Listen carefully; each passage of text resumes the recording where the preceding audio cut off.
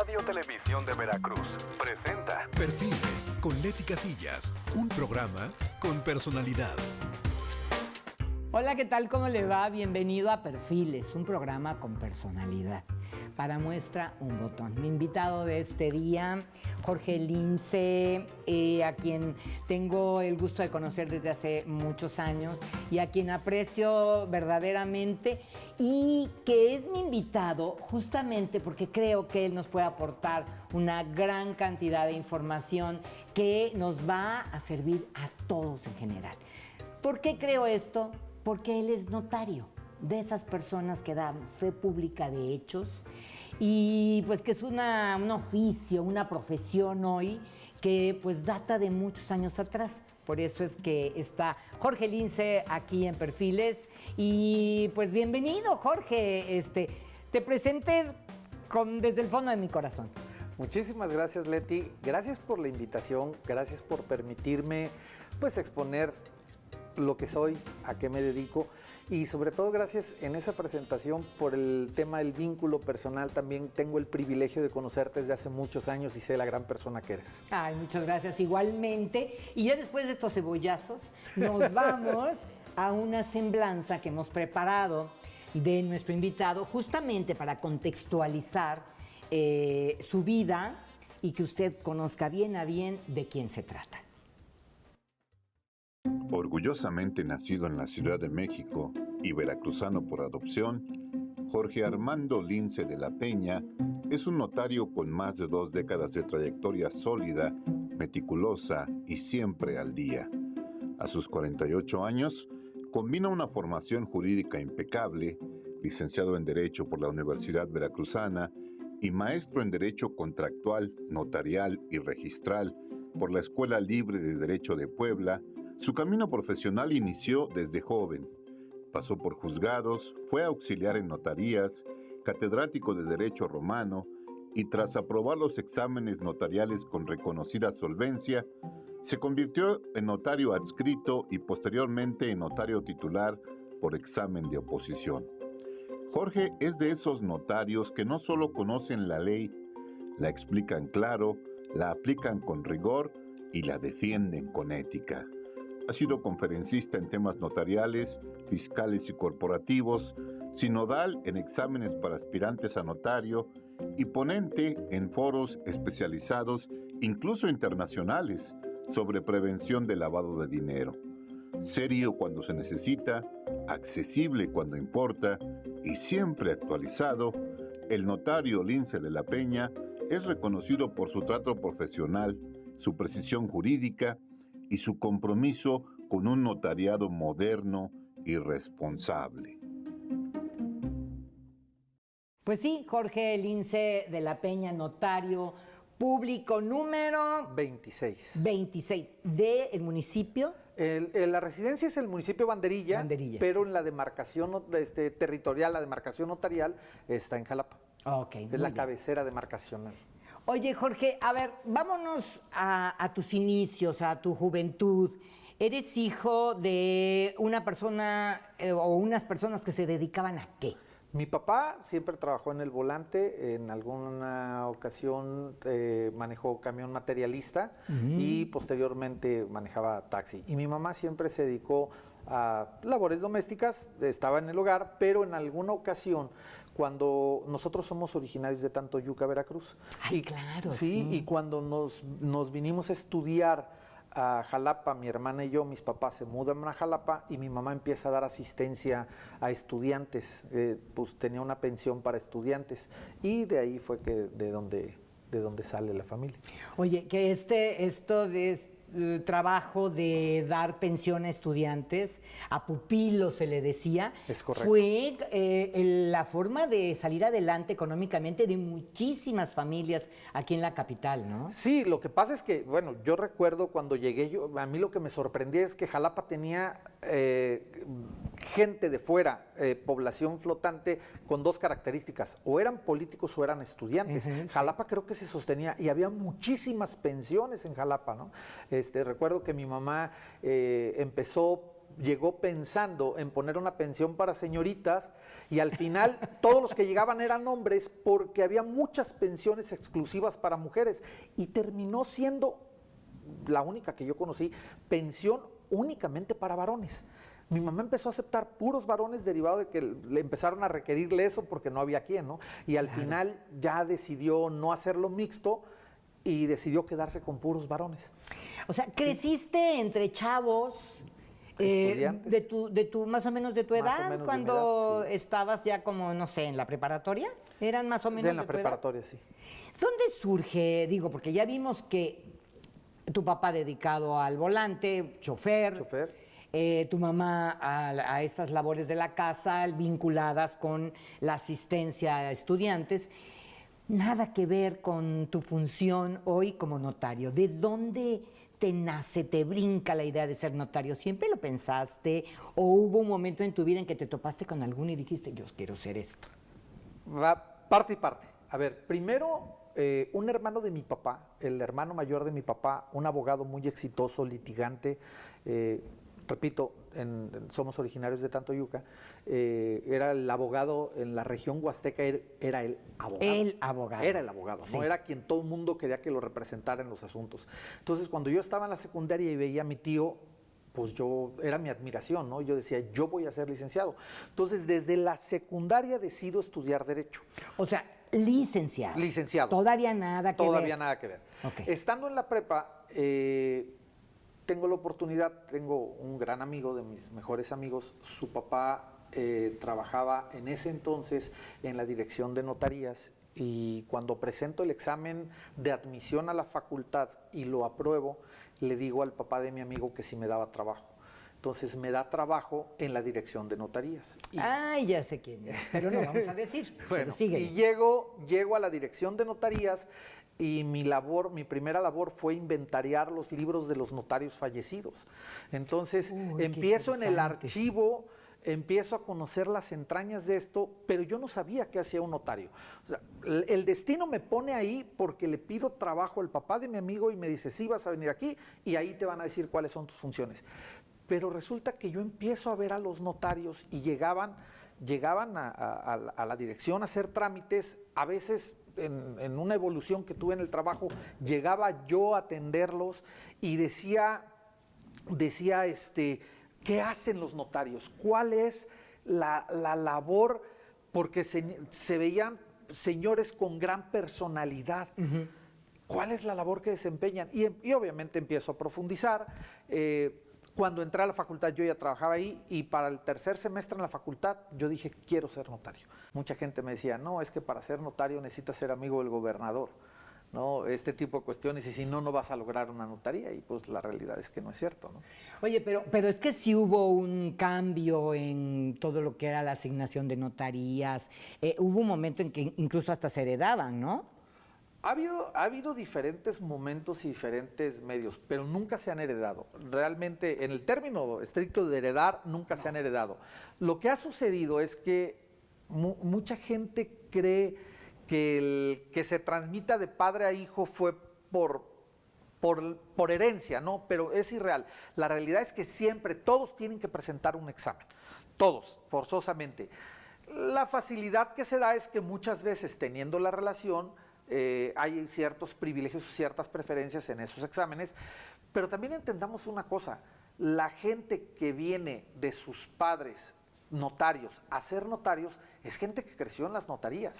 Sí, es un poco lo que pasa hasta con los artistas, Es ¿no? correcto. Vives en ese medio. Lo vives, la familia de médicos. Mi esposa viene de una familia de médicos donde todos son médicos en su familia y ella es médico, ¿sí? Pero no es porque le hayan heredado el consultorio. Sí, claro, claro. Y mismo sucede, porque tu formación, lo que ves desde niño es eso. Y si te llama la atención, en mi caso no pasa eso. En mi caso mis dos hijos van por caminos distintos a la abogacía y evidentemente al tema notarial, ¿va?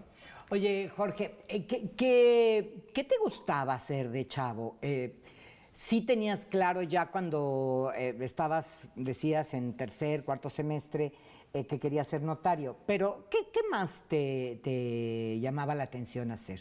Bueno, siempre me han gustado los deportes de aventura, algunas cuestiones. Digo, evidentemente no había como la manera de hacer muchas cosas de esas, pero siempre me ha gustado el campo, me ha gustado la montaña, me han gustado las motos toda mi vida. Eso sí, eres motoneto, motociclista absoluto, de ¿no? hueso colorado. Sí.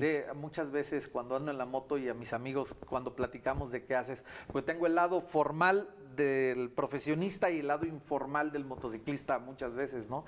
Y bueno, pues es que yo soy notario para poder andar en moto, ¿no? Porque me apasiona el tema del motociclismo.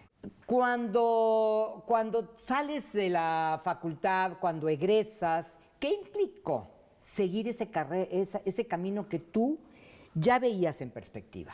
Bueno, lo que pasa es que sí hubo un parteaguas cuando salí de la carrera, pero era básicamente un camino que ya traía recorrido, porque yo trabajo en esta dirección de notarías hasta el 5º semestre de la carrera. Y después la persona que me dio trabajo, quien era el director de notarías en ese momento, hay cambio de administración estatal, él entrega el puesto, se va a su notaría y me dice, ven conmigo. Entonces, ven a trabajar conmigo. Y yo dije, bueno, pero ¿qué hago? Porque yo ya tenía una plaza en gobierno, y me dijo, no, tú no vas a regresar a esa plaza, ven a trabajar conmigo a la notaría. Entonces, me tengo que cambiar al sistema abierto. Yo hice 5 semestres en el escolarizado, me cambio al sistema abierto para terminar la carrera y me voy a vivir a Veracruz a trabajar en su notaría. Y es ahí donde continúo, empiezo a prepararme. El tema es que estaba yo en 6º, 7º semestre de la carrera y yo ya hacía funciones de abogado de una notaría, de auxiliar del notario, claro, directo. Entonces, pues para mí la escuela no estuvo, obviamente el conocimiento que te da la universidad ahí, pero para mí la experiencia que tomé trabajando mientras estudiaba fue fundamental para ser notario a temprana edad, porque de ahí termino la carrera. Y empiezo, bueno, me puse yo de novio y empiezo con todas las cuestiones de querer salir a la profesión y todo esto, y decido venirme de Veracruz. Entonces, una de mis maestras de la carrera, que sabía que ya venía de Veracruz para acá, me da trabajo en otra notaría allá en Jalapa. O sea, tu camino estaba trazado. Terminé, entregué el trabajo el viernes y el lunes llegué a la nueva notaría a trabajar aquí en Jalapa.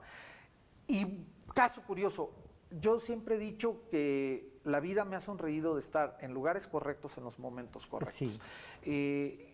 Este notario era el notario de edad más grande donde llegué. Lo que pasa es que me trajo una notaria que suplía la ausencia de un notario de edad avanzada. Entonces, ¿quién era el notario? El notario era el licenciado Horacio Mota. Sí, claro. Era toda una institución en el notariado. Entonces yo llego a su notaría, pero era el notario más grande de edad en el estado. Llego yo a apoyarlo, a auxiliarlo, y en eso empiezo mi proceso de titulación.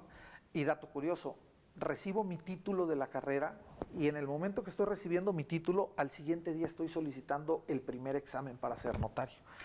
Fíjate que me interesa mucho que hables de este proceso de convertirte en notario, porque no es enchilame otra. No.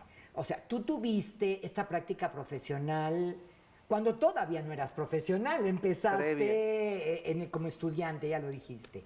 Y esta práctica se liga con otra cuando te vienes a Jalapa, pero dentro del mismo renglón.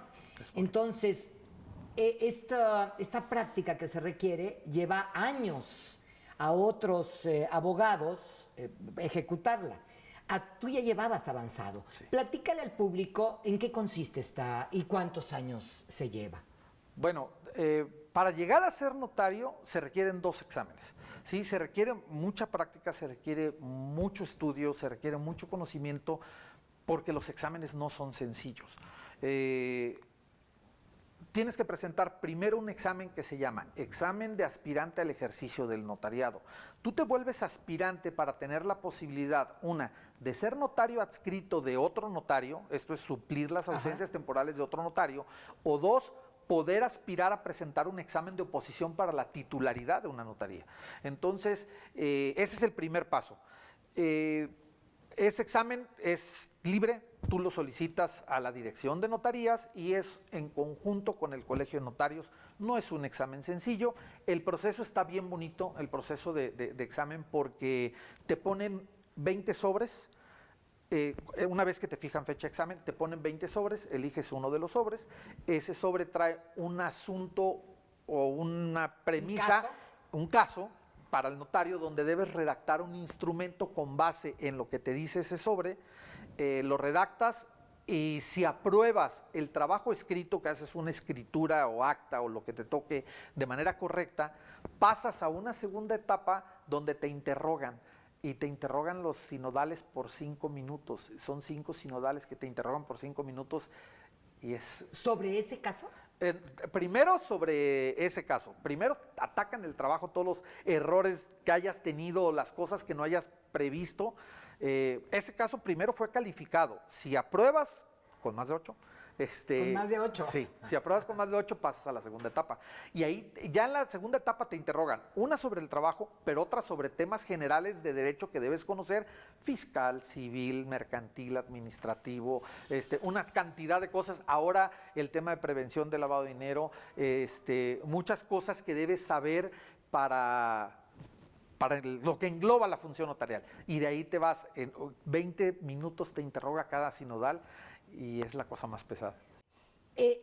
Yo tengo entendido, no sé si estoy en lo cierto, que para ser aspirante a una notaría tienes que tener una práctica notarial. Sí. ¿Por cuánto tiempo? Bueno, lo que pasa es que ha habido diferentes leyes.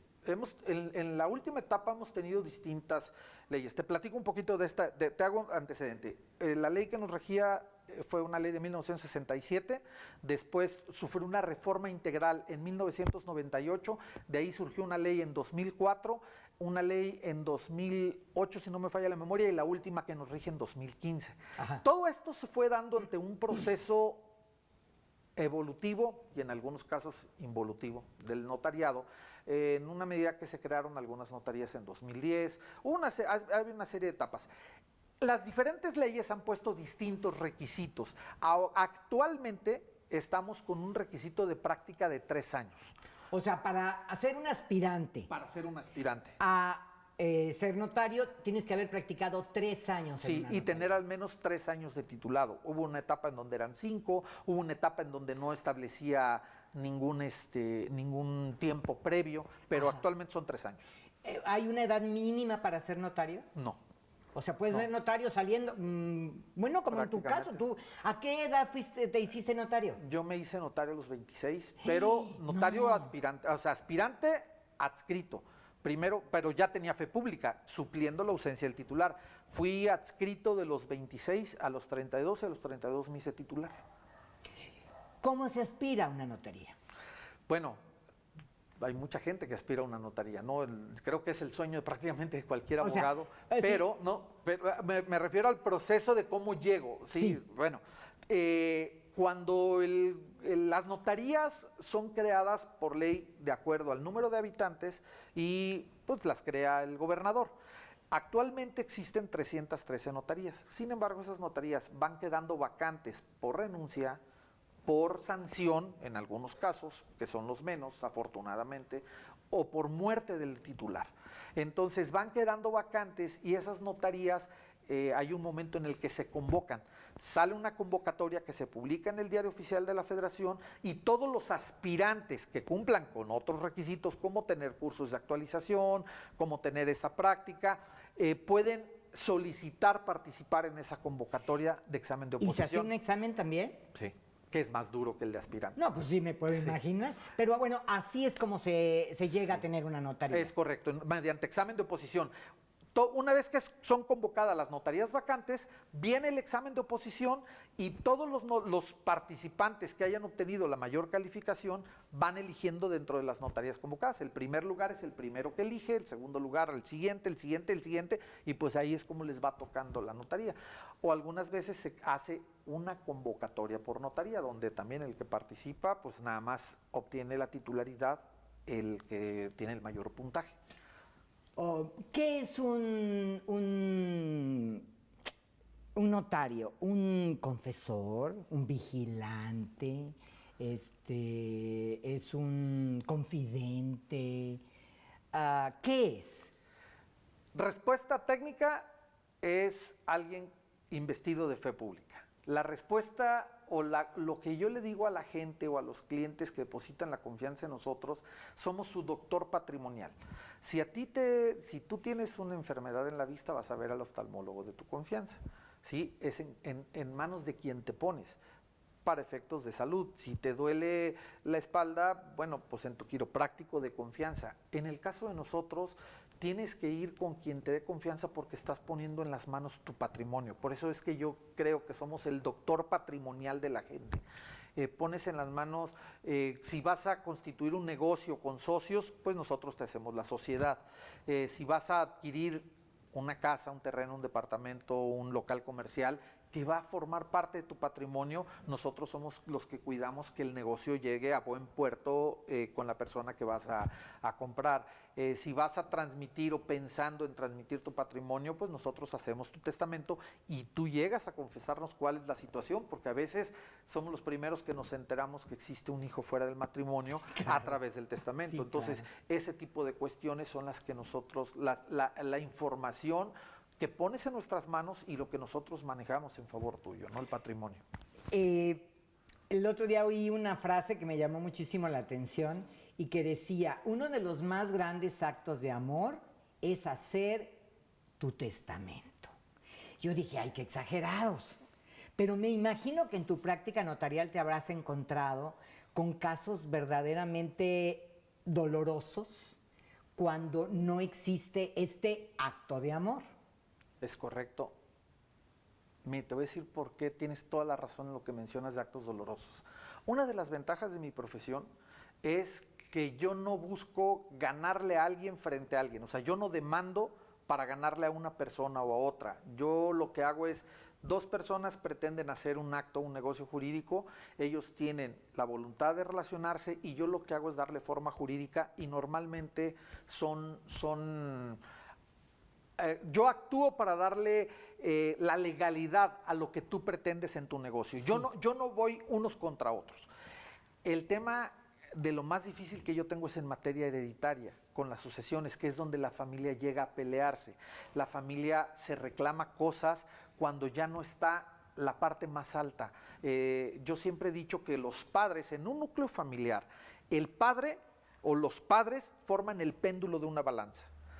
Cuando fallece el primero de los padres, todavía los hijos tienen cierto respeto por quien queda. Por quien queda de los padres. Pero a su vez esos hijos van formando sus propios núcleos familiares. Claro. Una vez que tú te casas y que tienes hijo, tu núcleo familiar donde te formaste deja de ser prioridad. Ahora la prioridad es el núcleo familiar que tú formas, no en el que te formaste.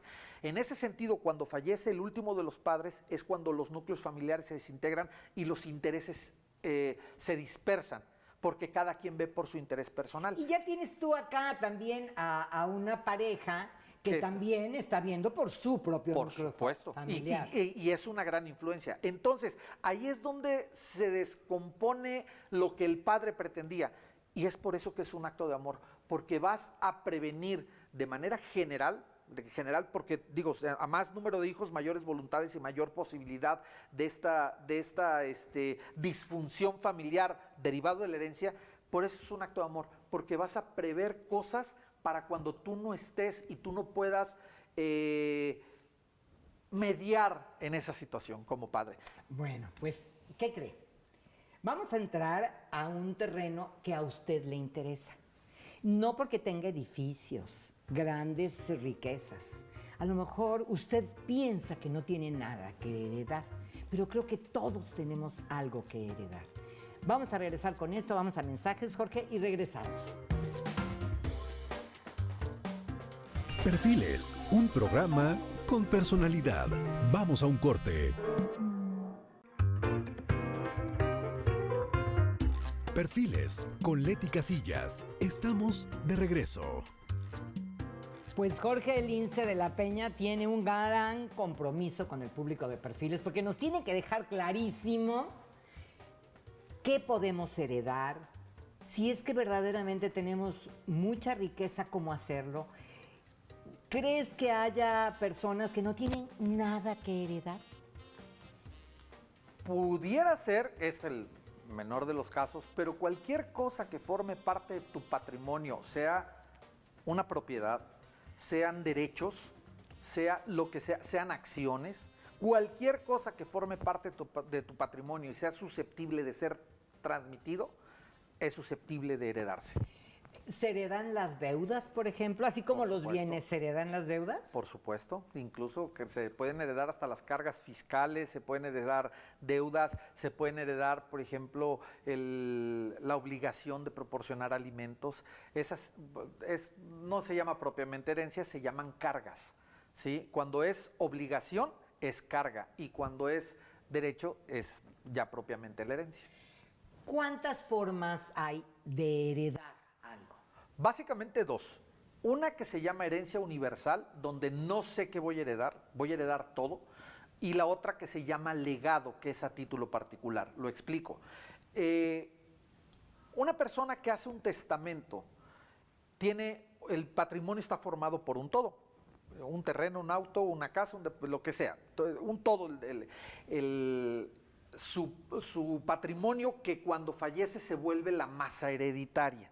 Entonces, si yo en mi testamento, por poner un ejemplo, solamente tengo un hijo, solamente quiero que herede una persona, mi esposa o esto, se llama herencia universal. Digo, designo como heredero universal a mi hijo fulano de tal. No hay que especificar nada. No hay que especificar Lo nada. que yo tenga va a ser de él. Sí, de hecho, no es lo que tenía al momento de otorgar el testamento, es lo que tenga al momento de mi fallecimiento. Correcto. El otorgamiento del testamento no le da ningún derecho al heredero.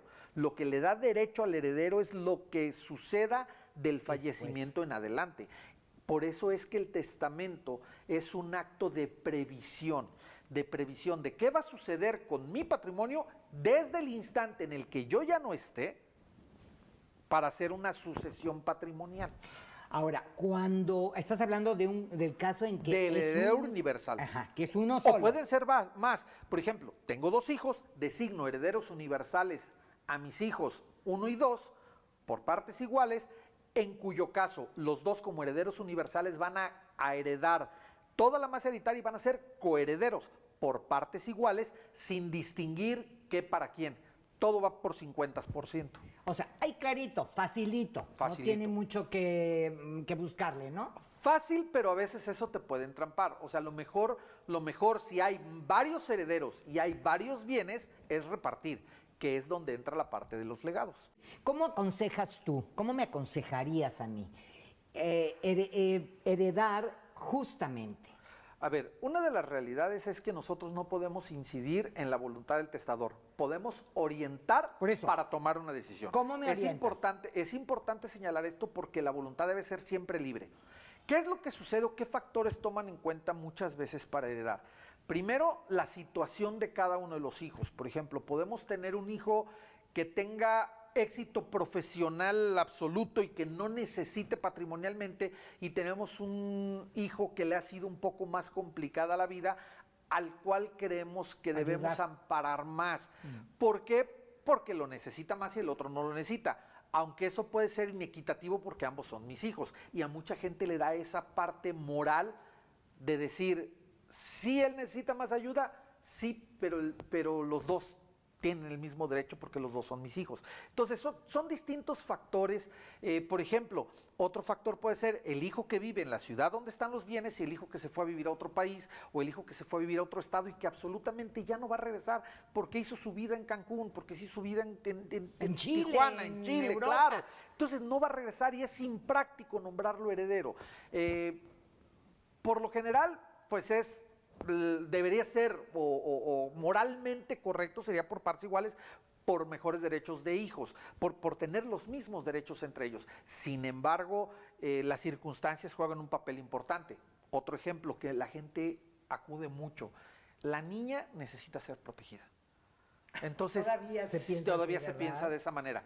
La niña necesita, son 2 varones y una mujer, los varones van a compartir el departamento o el terreno, y la casa familiar es para la niña. ¿Sí? Ese tipo de cuestiones también es bastante común que lo veamos. Pero esto se puede ir solventando con la plática con el notario. Por supuesto. Y claro, al final lo que va a regir el testamento va a ser tu voluntad. Por supuesto. Como tu cliente. Sí, nosotros buscamos orientar en ese sentido. La gente te platica cuál es la situación. O puede ser, ¿sabes qué? Los hijos son los que han ayudado al papá a hacer el patrimonio y la niña se casó con un vividor. Y la verdad, digo, suele suceder en un caso extremo, ¿no? Sí, Hablo sí, de algo. sí, La claro. niña se casó con alguien que tiene una mala influencia hacia ella y yo no quiero que sea para el fulano ese, ¿no? Entonces vamos a inclinarnos por los hijos. Influyen varios factores donde, de acuerdo también al tamaño del patrimonio, eso es importantísimo, ¿no? Claro, y además, un testamento no tiene que ser justo. No. O sea, no necesariamente te va a regir. La justicia va a estar regido por los sentimientos, por las circunstancias, por el patrimonio incluso, por la cercanía con uno u otro hijo, ¿no? Tengo la anécdota más fuerte que tengo, que A si ver. ahorita me Adelante, permites que la adelante. cuentes, es la anécdota que más ha marcado mi carrera como notario. Es algo que nunca me va a abandonar esta anécdota. Hace varios años llegó conmigo un maestro alcohólico y llegó con la señora que vivía y con su hija menor. Tenía 7 hijos. La señora con la que vivía, él era viudo, la señora con la que vivía era la señora que lo atendía, que ahora era su pareja, Sí. y me dijo, literal, lo estoy platicando y lo estoy recordando, parece que lo estoy viendo, me dijo, licenciado, quiero hacer mi testamento porque mis hijos no quieren. Me platicó la situación, el entorno, el contexto, y me dijo, mis hijos no quieren a mi señora más que esta muchacha, que era la más chica. Y si yo me muero, la van a sacar de la casa. Entonces, quiero que mi casa sea para la señora, para que se proteja, y la casa, la parte de atrás donde mi hija construyó su departamento, va a ser para ella.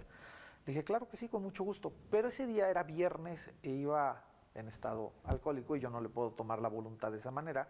Le dije, con mucho gusto, le preparo el testamento, le preparo el documento, venga el lunes y lo firmamos. Y sobrio. Pero venga sobrio. Eso para mí era importante, venga sobrio. El lunes no llegó y el martes me avisa su familia que el sábado cayó de la escalera y se desnucó. No me digas. Y la siguiente semana tenía ahí a la familia, a los 7 hijos y a la señora. Y me decía la señora, licenciado, dígale qué le dijo mi marido, que quería que la casa fuera para usted, para dejarla protegida.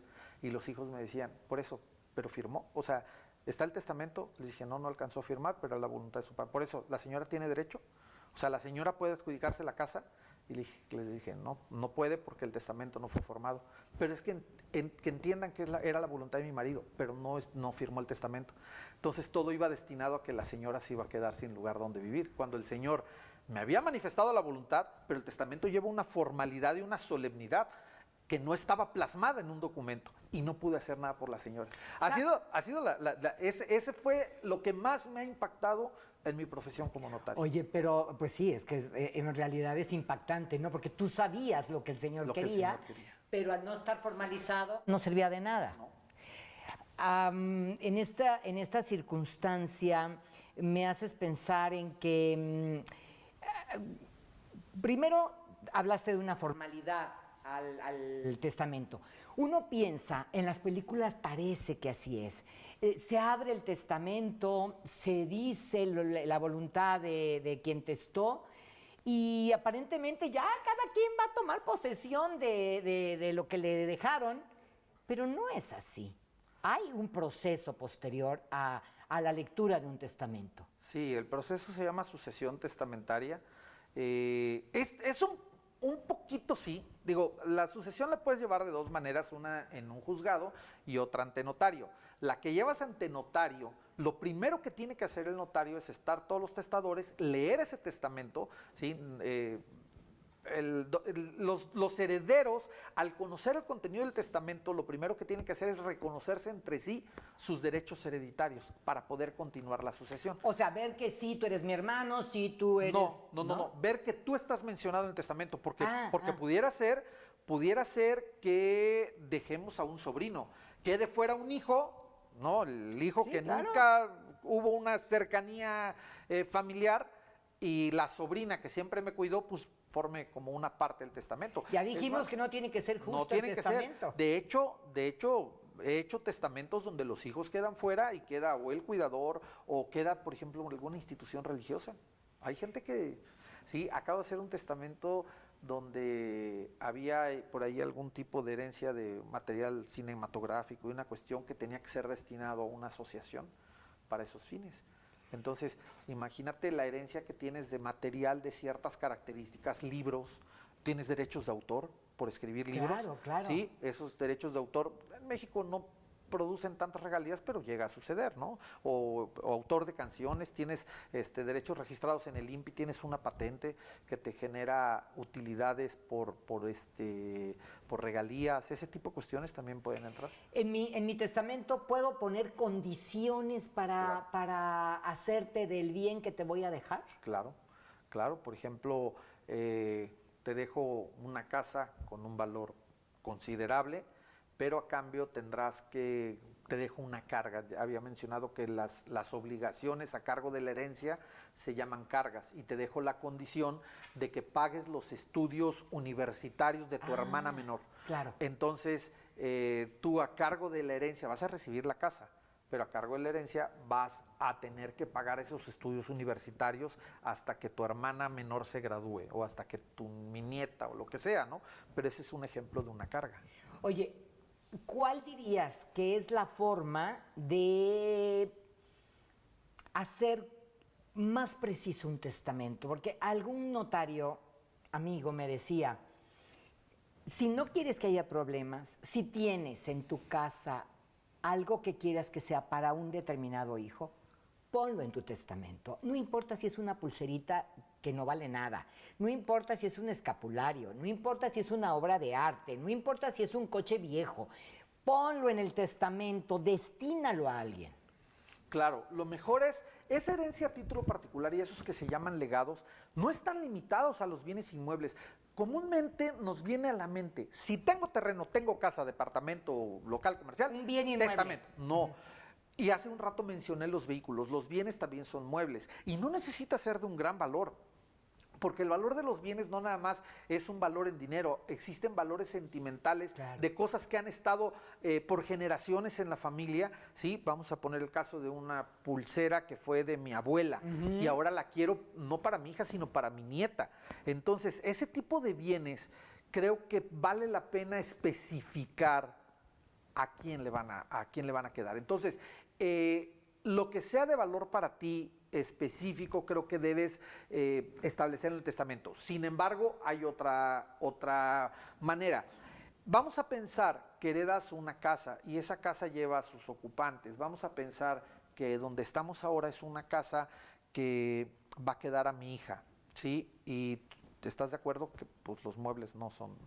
donde estamos sentados no me los puedo llevar. Claro. Entonces, hay cosas que van inherentes a la herencia. Vamos a pensar en un automóvil que trae un equipo, un motor especial o unas llantas especiales, no se lo puedes quitar. O sea, podrías separar las cosas, pero no es conveniente. Entonces, tienes que ver cuál es la naturaleza de los bienes que vas a heredar para ver si forman parte integral uno de otro, ¿sí? Los bienes costosos como obras de arte, como joyas, como todo esto, si quieres que vayan a alguien específico, puedes ponerlo. Sí, hay otra manera. Por ejemplo, no nada más heredar bienes. Ahorita acabo de resolver o terminar una sucesión donde la señora ordenó, a ver, yo no quiero a mis hijos como copropietarios de mi casa. Ordenó que la casa se vendiera, se pagaran las deudas y después de las deudas que había especificado ella, se repartieran el dinero por partes iguales, ¿no? Entonces, hay muchas cosas que tú puedes hacer, pero lo que debes, para tomar esas decisiones, debes conocer el contexto que tienes familiar, el contexto que tienes de tu patrimonio y cuál es la mejor manera para que ellos no se peleen o para que ellos se les facilite. Es por eso que es un acto de amor. Decía mi mamá, que creo que con toda razón, el dinero es un diablito. Cuando hay dinero se olvidan los sentimientos, el parentesco, las relaciones y si lo puedes evitar, ¿por qué no hacerlo?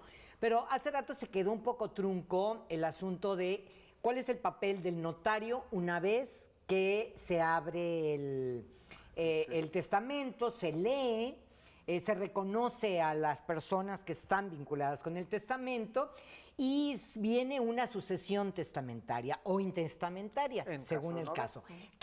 ¿A qué se refiere esta sucesión testamentaria? La sucesión viene de suceder y como es la sucesión testamentaria o intestamentaria siempre va a referir a la masa hereditaria o al patrimonio del finado. Sí. Entonces, el suceder, esa sucesión es patrimonial.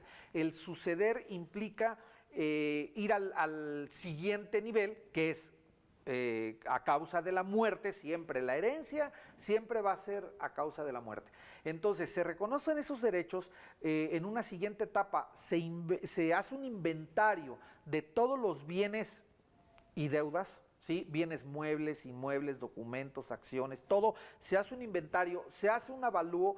Y si existe el testamento donde se manifiesta qué le toca o qué le corresponde a cada quien, ya se va a hacer la partición con base en el testamento. Si es una herencia universal, se tiene que hacer una partición de común acuerdo de los herederos. Y si es una sucesión intestamentaria, se tiene que hacer una partición conforme a lo determine el juez o conforme a los porcentajes que pudieran corresponderles. Pero ya es el caso especial. Una vez que están todos de acuerdo, nadie está inconforme con lo que se estableció en el testamento y derivado de ese proyecto de partición se hace la adjudicación de los bienes, se le adjudica a cada quien lo que derive de la herencia.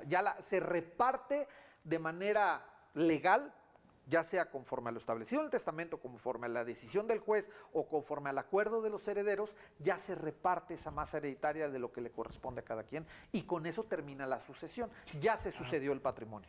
¿Puedo tener 2 testamentos? No, bueno, sí y no. Siempre el último testamento es el mero mero. Existe un registro de disposiciones testamentarias y cuando tú abres una sucesión con un testamento viejo, tienes que hacer la consulta al registro de disposiciones, te van a decir, la última voluntad es esta.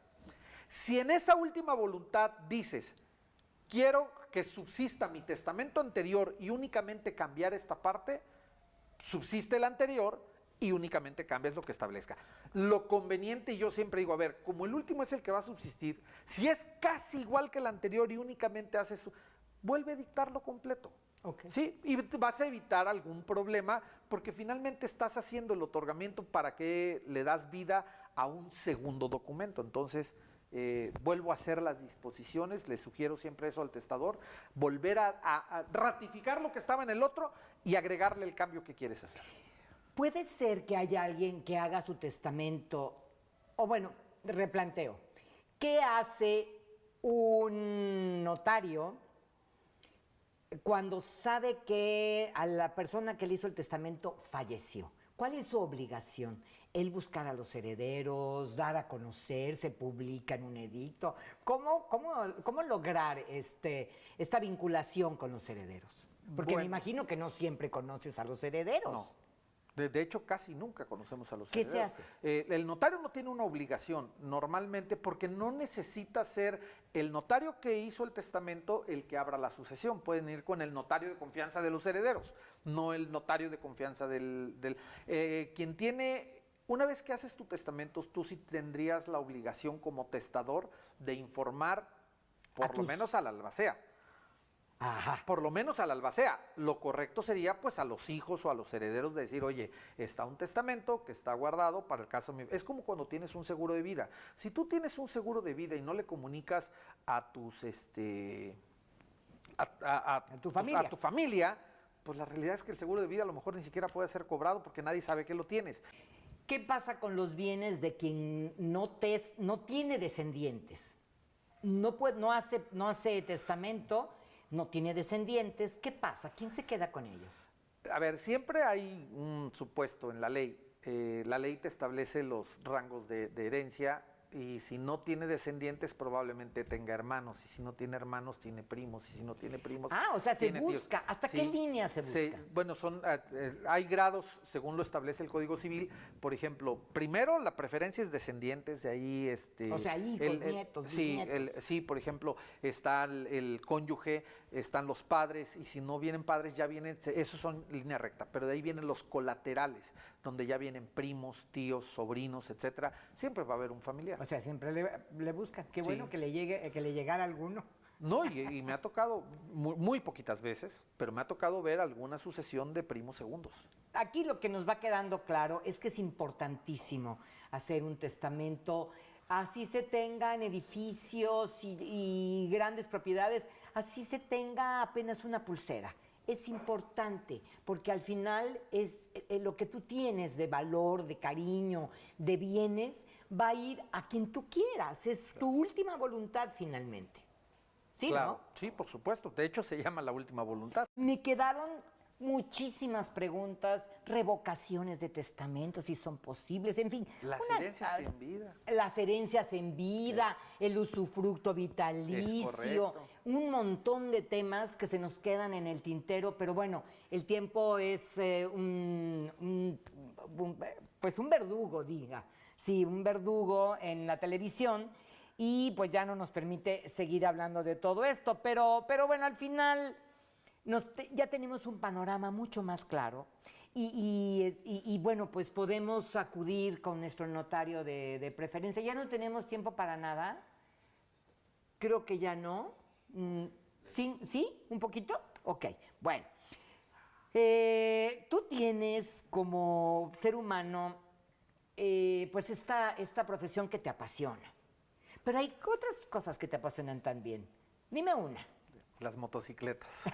Motocicleta. El motociclismo. El motociclismo. ¿Qué de te gusta del viajar en motociclismo? moto. Viajar en moto. ¿Qué sientes cuando viajas? Siento libertad, siento mi encuentro conmigo.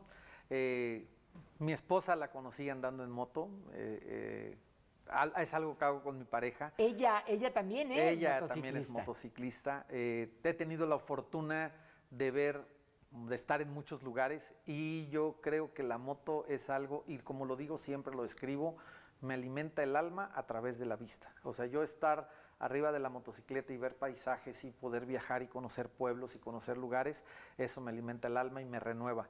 He tenido la fortuna de hacer muchos kilómetros en moto. He llegado a Alaska, ¡Qué bonito! he ido a Canadá, Estados Unidos, a un montón de lugares, todo México. Y eso es mi otra pasión. No te despido del todo porque te comprometo a regresar, porque bueno, pues se me quedaron 728,222 preguntas y yo espero tener esa oportunidad, que me des esa oportunidad de continuar con esto, que espero yo que sea una orientación para todo el público. Con mucho gusto. Que te vaya muy bien. Gracias. Y a usted, pues yo le agradezco muchísimo el que me haya acompañado a lo largo de esta charla. Espero que la haya disfrutado tanto como yo, que le haya abierto los ojos, que le haya abierto muchas ventanas de inspiración, de conocimiento para hacer las cosas bien en el terreno patrimonial. Por lo pronto, le agradezco mucho que me haya acompañado y nos vemos aquí en la próxima en Perfiles, un programa con personalidad. Perfiles con Leti Casillas, un programa con personalidad. Hasta pronto.